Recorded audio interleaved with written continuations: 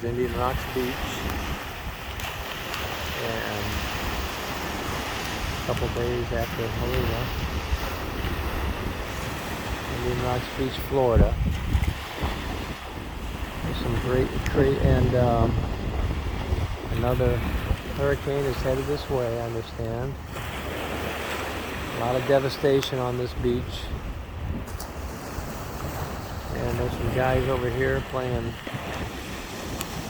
beach croquet, of all things.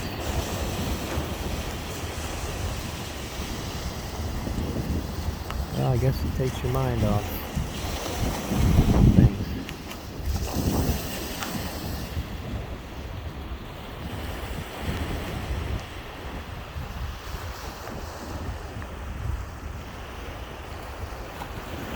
All of these dwellings are empty.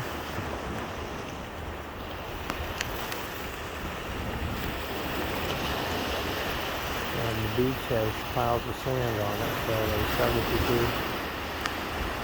a little bit of digging out just in time for the next one to come.